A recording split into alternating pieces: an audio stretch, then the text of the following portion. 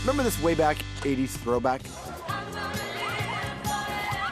Fame, Manhattan high school kids chasing the dream of the spotlight in leg warmers and ripped t-shirts. Well, Isaac Mizrahi actually lived that dream. Well, maybe not the dancing on cars part, but how do we really know? You could even say that that experience actually changed his life. When he enrolled at New York's High School of the Performing Arts, Isaac was young, gay, and alone, struggling to fit in at his Orthodox Jewish school. But it was here at that art school where Isaac found his tribe: actors, dancers, artists.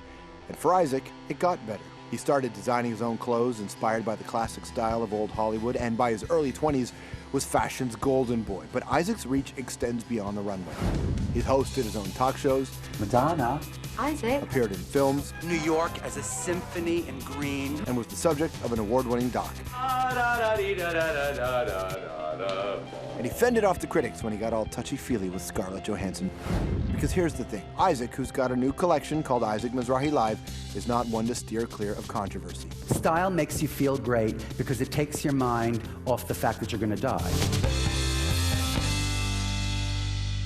Everybody, please welcome Isaac Mizrahi!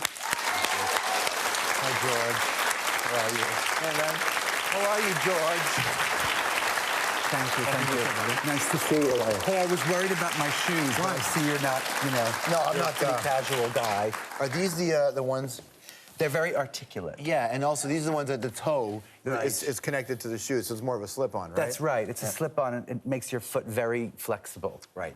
And it's supposed to And be it's good. green. They're green. Did you notice? Like very green. So you meant literally green as opposed to their eco-friendly I green. like green. Yeah. I like the symbol of green. Give me the math when, I was thinking about fashion in the context of anything. If it represents its time, if it goes in waves, where does a change start? For a line, what is not an inspiration, but an igniter for it? Today, you can't really say how it works, can you? It's like, it happens all different ways, right? You see, like, somebody walking down the street who's chic, that puts themselves together in a crazy way, right? And that just kind of ignites something in others, Or you get, I don't know who, performing on whatever show it is, and she's wearing blah, blah, and then it takes off. I mean, it's really hard to say. Or a movie comes out and it inspires things. Do you know what I mean? We live in a culture who so much emphasis is put on beauty that maybe we should give a damn about the other things, because the beauty and the business alone. All right. No, I don't know. I honestly don't know. I think, again, it's different for each and every person. And I think it's terrible if people are obsessed with beauty and they don't feel ever beautiful enough or thin enough or something. Yeah, that's what we ought to put a stop to. A lot of people who suggest that the fashion industry and the way the models are portrayed, the hypersexualizing of young girls, well, that is a problem. Yeah. How do you feel about that? Really? You got like a couple of hours? I want to hear because I want to buy nice clothes. I want to look good. I want to like brands.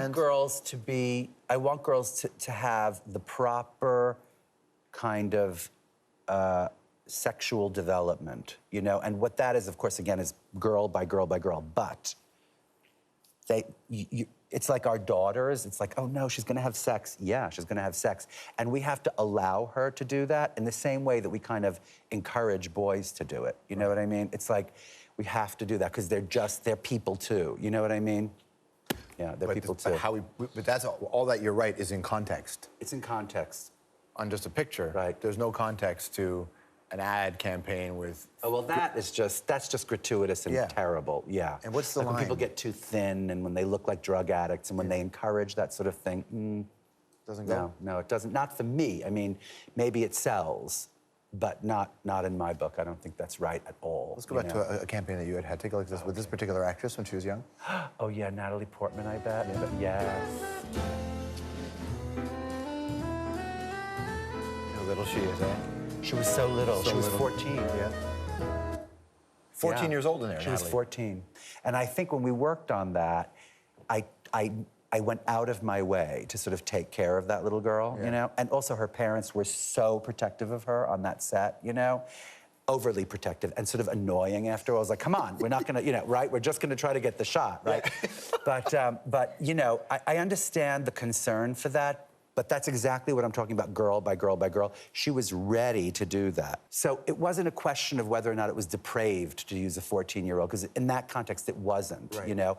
But it was very, very large. The responsibility loomed very large to take care of that little girl. At least her parents thought so. And that's why Natalie is such a wonderful woman, because her parents were great.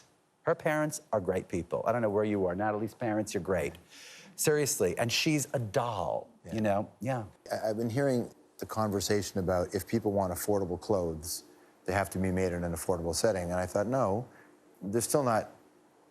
It's just how much profit does a company think they're entitled to make? Yes, exactly. Right? So we can all get expensive clothes or inexpensive clothes manufactured in a similar, $100 is $100. Yes. What is there, like, I guess my thing is, does the fashion industry have a responsibility in your estimation?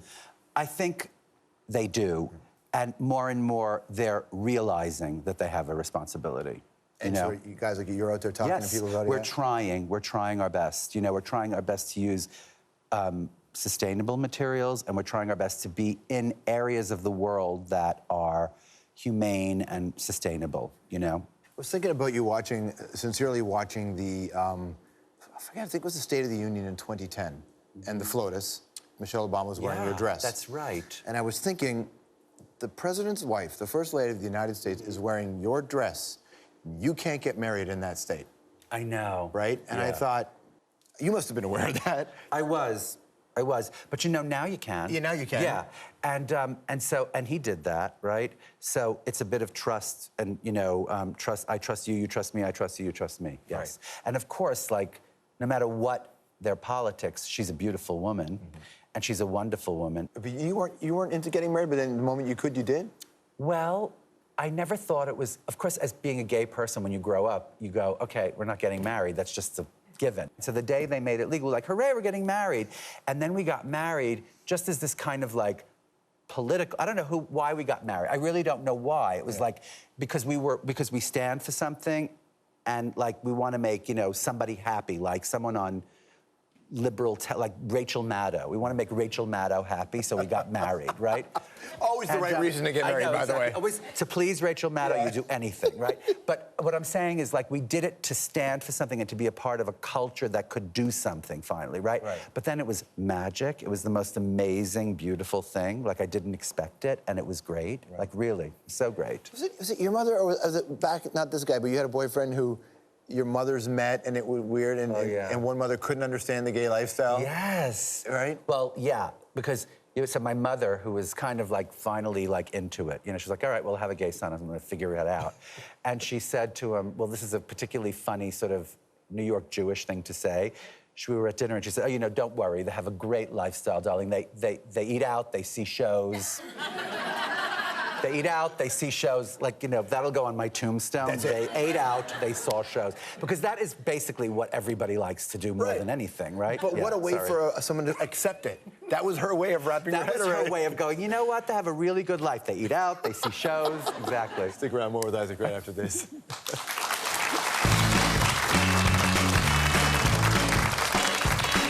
So obviously it's nice when you come across people wearing the stuff that you have designed. What's it like when you see your dress on the first lady in a country where you know that you're not even allowed to get legally married? At least you weren't at the time. We'll explore that with Isaac next.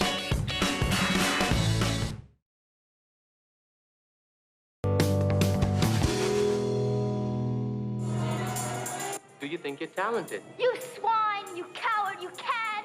You dare judge me in my misfortune. There I am. Yeah. That's me. Yeah.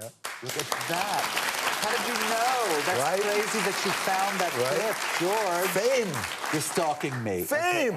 That's fame. Bro, that's you're in fame. That was the summer I graduated from that school that's about. Yeah, I was in fame. You know. That's fun. Such fun. Such fun. I find that most politicians and anybody in the media space who talks about where money goes in education, they always devalue art schools, but it's the actual... Oh, no. It's so important. I know. You know, I tell you, like, to me, there's nothing more important than arts education for kids. Nothing. Even just the fact that you're allowed to be an outsider, it's okay to be an outsider, and you're with a collection of other outsiders, and as kids, That's all you want to be is, okay, well, you're figuring it out. Absolutely. And you know, when I was coming up in that yeshiva, I was such an outsider that there was no way into that. I just couldn't find a way into that sort of thing. And so when I went to high school, I met a lot of other kids who were also amazingly outside, and we bonded. And I'm not kidding you. It's like, you know, I still see those people as friends. Like, they're the most fascinating people I've ever met and will ever meet. All right, time for anthropology. Should people try to get 8 hours of sleep a night? No. What complaint are you most tired of hearing from your peers? I'm old, and I want face work. No one should get face work, no one. I don't care if you've had it, stop, don't do it. Because everybody can tell. Because everybody looks bad, and you can tell. And don't get your boobs enhanced, don't do it, because I can always tell, I'm sorry. What did you make of what happened to you on the red carpet? What? You know, when you Oh, did that thing with Scarlett Johansson? Not just that thing, but people reacted in a very strong way to your performance on the red carpet. They thought you had gone too far. This wasn't nasty. This was like, are you wearing a bra? Are you wearing an underwire bra? And she was like, oh, well. And I was like, well, wait a minute, I just want to. And then she, oh, my God. And then it was like this crazy thing. It was on the cover of like a newspaper in India or something. In fittings, I do that all the time. And it's just a natural response. It's like a doctor going, okay, cough, you know? Well, I won't do that to you, but, you know, And that was natural. That was as natural for me as sort of like shaking somebody's hand. And it wasn't. I mean, like, in retrospect, I looked at it and I was like, oh, that's true.